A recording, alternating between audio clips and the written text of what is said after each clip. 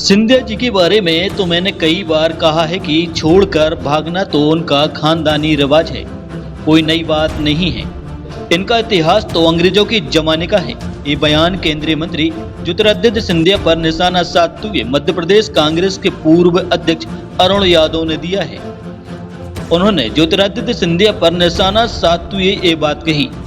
गौरतलब है कि इन दिनों अरुण यादव कांग्रेस की जन आक्रोश यात्रा की अगुवाई करने के लिए दमोह जिले में मौजूद हैं।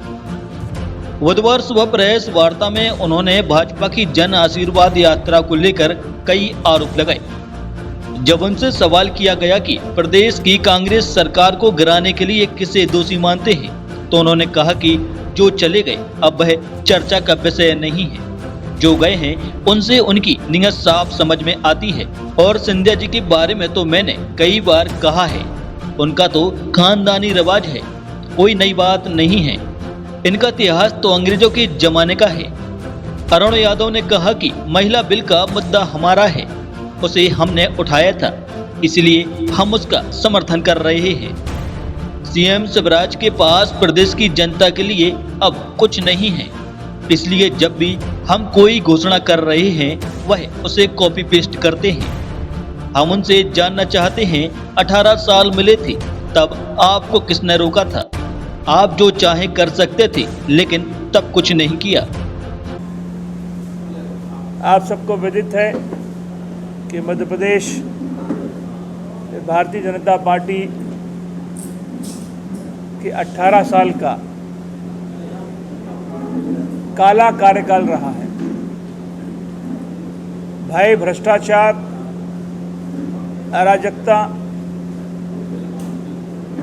मध्य प्रदेश में 18 साल पे चरम पर रहा और मध्य प्रदेश की जनता ने 2018 में भी कांग्रेस पार्टी को आशीर्वाद दिया था और एक मजबूत सरकार हमने बनाई थी। लेकिन दुर्भाग्य से वो सरकार आगे हम नहीं चला पाए। उसके बहुत सारे कारण हैं जिन्हें आप भी जानते हैं।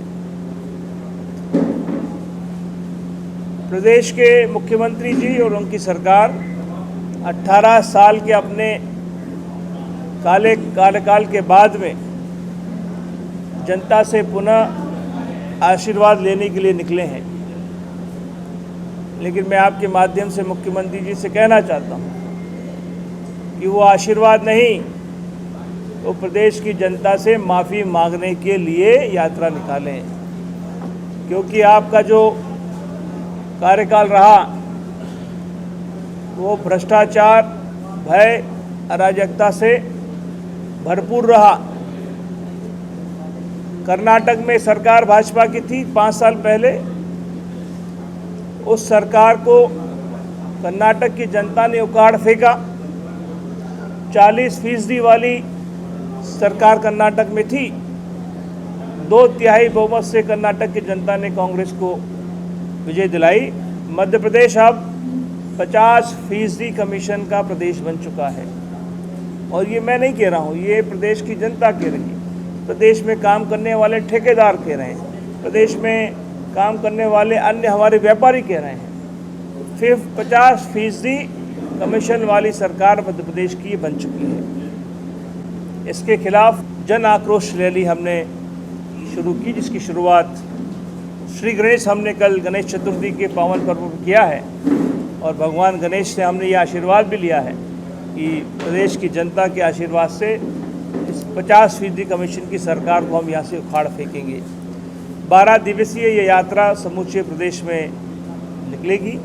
7 यात्राएं कल शुरू हुई है। कल दमोह क्षेत्र में बांदोपुर से हमने ये यात्रा को भगवान भोलेनाथ का आशीर्वाद लेके शुरू की है। 2023 के चुनाव के पूर्व भी हम प्रदेश की जनता को वचन देते हैं कि जो हम कहेंगे सो हम करके दिखाएंगे। हमने 18 में प्रदेश में, मध्य प्रदेश के इतिहास में सबसे बड़ी कर्ज माफ़ी कांग्रेस पार्टी ने की और 24 लाख किसानों का 14,000 करोड़ की कर्ज माफ़ी पहले किस्त में माननीय कमलनाथ जी नेतृत्व में हमारी सरकार ने की थी। 2023 के चुनाव के पूर्व हमने कहा है हम हमारी बहनों को 1500 रुपया प्रति माह स्टाइफंड देंगे, सस्ती दरों पर बिजली उपलब्ध कराएंगे। हमारे पुराने कर्मचारी साथी पेंशन की डिमांड कर रहे हैं, बहुत लंबे समय से हो रही है, उसको वापस शुरू करेंगे। सस्ती दरों पर 500 रुपये में गैस का सिलेंडर उपलब्ध कराएंगे। बेरोजगार नौजवानों को नौकरी कैसे उपलब्ध कराए, उसके लिए साधन उपलब्ध कराएंगे। इस तरह से प्रदेश की जनता का चहुमुखी विकास हो, हर वर्ग को फ़ायदा हो सरकार का, ये एजेंडा लेकर कांग्रेस पार्टी 23 के चुनाव में जा रही है। और मुझे पूर्ण विश्वास है कि प्रदेश की जनता का संपूर्ण आशीर्वाद मध्य प्रदेश की कांग्रेस को मिलेगा और हम 2/3 बहुमत से मध्य प्रदेश में सरकार बनाएंगे।